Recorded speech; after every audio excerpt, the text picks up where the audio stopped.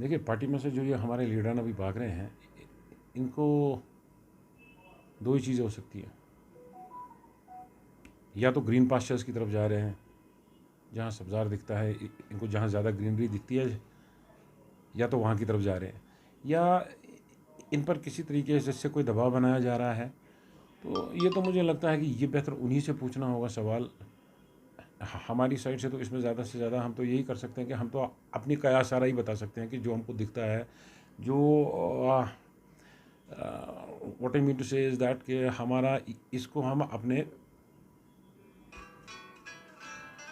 Face value में ले सकते हैं। तो द फेस वैल्यू इज़ कि या इन पर दबाव बनाया जा रहा है, या they are moving towards more greener pastures. पर हमें ये हमेशा याद रखना चाहिए कि अब सियासी तंजीम में अगर आप जाते हैं तो उसी सियासी तंजीम में हुकूमत भी होती है, उसी सियासी तंजीम के जितने भी लीडरान हैं उन्हें कभी कभी जेल भी जाना पड़ता है।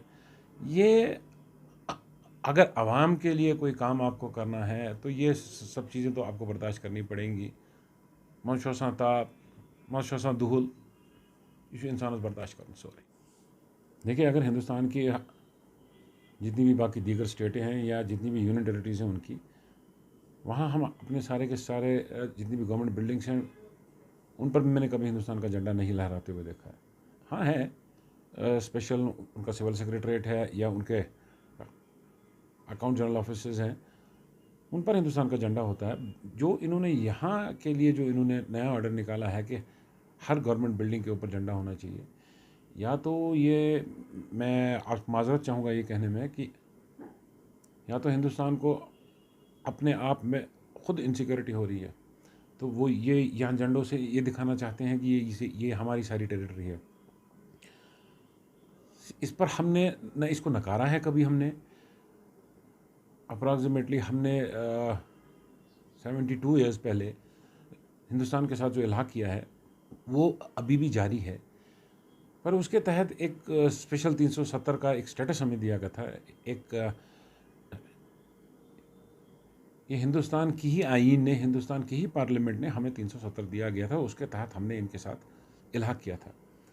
तो वो इन्होंने हमसे पूछे बगैर, स्टेक होल्डर्स जितने भी जम्मू कश्मीर के स्टेक होल्डर्स हैं उनसे पूछे बगैर, या सबसे बड़ी बात है कि अगर आपको हिंदुस्तान अगर चाहता है कि यहाँ जम्मू कश्मीर के लिए कोई नया कानून बनाए या कोई पुराना कानून है उसे हटाए, उससे पहले स्टेक होल्डर से बात होनी चाहिए, उससे पहले यहाँ के आवाम से बात होनी चाहिए। ये लाजमन सब जानते हैं कि यहाँ जो जम्मू कश्मीर में जो पिछले नियरली 32 साल से जो हालात ख़राब है यहाँ,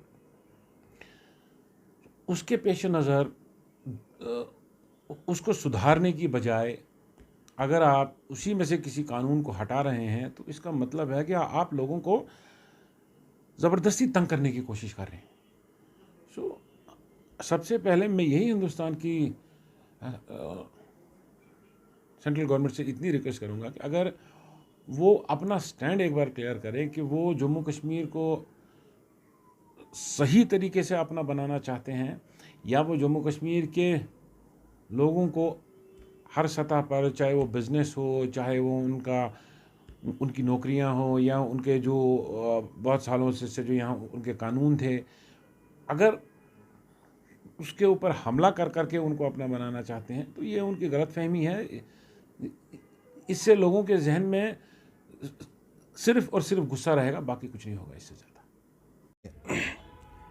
बीजेपी इनसिक्योर फील करे या ना करे वो अलग बात है, लेकिन बीजेपी ने हमेशा झंडे को लेकर एक्सप्लॉयटेशन की है, इस्तेसाल किया है। ये झंडा आज ये ऐसे दिखा रहे हैं हिंदुस्तान के लोगों को कि जैसे उन्होंने जम्मू कश्मीर को फतह कर लिया है, जैसे मोदी जी ने या आरएसएस के मोहन भागवत जी ने कोई बड़ी फतह हासिल कर ली है जम्मू कश्मीर को, आज ही उन्होंने जो है हिंदुस्तान के साथ मिलाया है। ऐसी बात नहीं है। हिज हाइनेस महाराजा हरी सिंह जी ने और tallest leader of the Asia शेर कश्मीर शेख मोहम्मद अब्दुल्ला ने टू नेशन थ्योरी को रिजेक्ट करते हुए 1947 में यहाँ हिंदुस्तान के साथ कंडीशनल एक्सेशन करके ये झंडा यहाँ ले रहा था और जम्मू कश्मीर का झंडा भी ले रहा था। ये झंडे को लेकर बीजेपी ने और आरएसएस ने खूब एक्सप्लॉयटेशन कर दी और हिंदुस्तान की आवाम को खूब बेवकूफ़ बनाया। कभी मुरली मनोहर जोशी जी आ जाते हैं झंडा लहराने के लिए, कभी लाल कृष्ण एडवाणी जी वो रथ यात्रा निकालते हैं, कभी वो क्या हुसैन हैं शाहनवाज हुसैन वो आ जाते हैं, और कभी कोई हमारी बहन वहाँ से उठकर आ जाती है, वो भी इस पर सियासत गरमाती है। ऐसी बात नहीं है। यहाँ झंडा 1947 से लहराया जा रहा था जम्मू कश्मीर के झंडे के साथ साथ, और अभी भी लहराता है। ये पहली बार बीजेपी नहीं लहरा रही है, बल्कि ये लोगों को बेवकूफ़ बनाया जा रहा है। ट्रेड का जहाँ तक ताल्लुक है, या हिंदुस्तान और पाकिस्तान के दरमियान जो ताल्लुकात हैं, उनका जो ताल्लुक है, बुनियादी जो तनाज़े की वजह है वो मसला कश्मीर है। हिंदुस्तान और पाकिस्तान के दरमियान 1947 से लेकर इस वक्त तक जो तनाज़े की जड़ है वो कश्मीर का तनाज़ा है। कश्मीर का तनाज़ा एक इंसानी मसला है, और हिंदुस्तान और पाकिस्तान को इस मसले का हल बाइज़्ज़त, पुरअमन और पुरविकार तरीके से उस तरह निकालना चाहिए कि जिस तरीके में ना एहसास शिकस्त हिंदुस्तान को हो, ना एहसास शिकस्त पाकिस्तान को हो, और ना एहसास शिकस्त जम्मू कश्मीर के लोगों को हो। और हमेशा के लिए ये तनाज़ा ख़त्म करना बर-ए-सग़ीर हिंदू पाक की बेहतरी के लिए भी अच्छा है, और दुनिया के अमन के लिए, बैनुल-अक़वामी अमन के लिए बहुत ज़रूरी है कि जम्मू कश्मीर के मसले का पुरअमन दोस्ताना हल तलाश किया जाए। क्योंकि अब दुनिया बहुत आगे बढ़ चुकी है, अब पानी बहुत बह चुका है, और ये वक्त की ज़रूरत है कि हिंदुस्तान और पाकिस्तान नज़दीक आएँ, और जम्मू कश्मीर की लीडरशिप को लेकर, यहाँ के अवाम को लेकर हिंदुस्तान और पाकिस्तान की लीडरशिप इस पर बात करे और इसका हल तलाश करे। जब मैं छोटा था तो मैंने देखा था कि हमारे स्कूल में जब हमारी एंट्री होती थी तो हमें कौमी तराने से शुरुआत होती थी, और जन गण मन जिसे आपके उसका कौमी तराना तो वही है। फिर सारे जहाँ से अच्छा हिंदुस्तान भी पढ़ाया जाता था, प्रेयर में पढ़ाया जाता था। ये चीज़ें शुरू में थी, पता एक वक्त आ गया जो ये चीज़ें इनसे थोड़े डिरेल हो गए हैं। देखिए, जहाँ तक आपने कहा कि पेट्रियाटिज़म का सवाल है,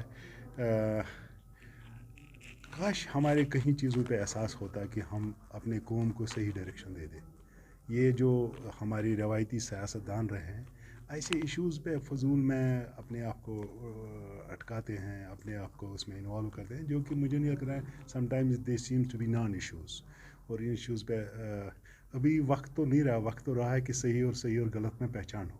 अगर सही गलत में पहचान हो तो मुझे उम्मीद है कि ये जो हमारे जिस परेशानी और जिस दुश्वारी का सामना इस वक्त रियासत के इस यूटी खासकर कश्मीर के लोगों को करना पड़ता है, मुझे लग रहा है हम उससे निकल सकते हैं और अच्छे आने वाले फ्यूचर का बारे में सही सोच सकते हैं।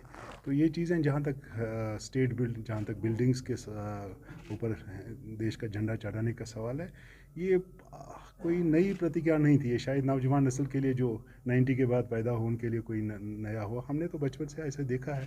तो इस मुद्दे पे ज़्यादा बहस करना, बातें करना, मुझे नहीं लग रहा कोई ऐसा इतना ये इसको मुद्दा बना सकते हैं। तो ऑफिसर्स के बारे में भी ऑफिसर्स के बारे में कह सकता हूँ, IAS IPS का एक सेट प्रोसीजर है कि उनकी क्या ड्यूटी है, उनका कहाँ तैनात किया जा सकता है। और जो हमारे स्टेट का कार्डर जो है, हमारे यूटी का जो अब कार्डर है, उनकी भी है। लेकिन मैं चाहूँगा कि गवर्नमेंट ऑफ इंडिया लोकल जितने हमारे यूटी के, चाहे वो जम्मू के हैं चाहे वो कश्मीर के हैं, इनकी इन्वॉल्वमेंट होनी चाहिए। अगर ऐसा कोई है तो ये ज़ाती दूर होनी चाहिए। ये महबूबा मुफ्ती ने पहले भी बताया था, देश के अगर यहाँ 370 या 35 को उठाया गया तो देश का झंडा चढ़ाने वाला यहाँ कोई नहीं रहेगा। लाखों नहीं, करोड़ों नहीं, अरबों लोग देश का झंडा चढ़ाने वाले हर जगह पर, हर भारतवासी झंडे को, तिरंगे को सलाम करता है। और उसके मुकाबले उसकी जो पार्टी है, उसकी पार्टी का झंडा उठाने वाला कोई नहीं रहा है। यहाँ पर जो है झंडे की अहमियत हमारे यूथ को, हमारे बच्चों को पता चले, इसलिए यहाँ हर बिल्डिंग में मुझे लगता है गवर्नर ने जो ऑर्डर किया है कि हर गवर्नमेंट बिल्डिंग पर झंडा होना चाहिए, मगर यहाँ हर चौराहे पर, हर गली पर, हर घर पर देश का झंडा होना चाहिए। जिस तरह यहाँ के लोगों को, यहाँ के बच्चों को, आने वाले जनरेशन को पता है झंडे की अहमियत क्या है।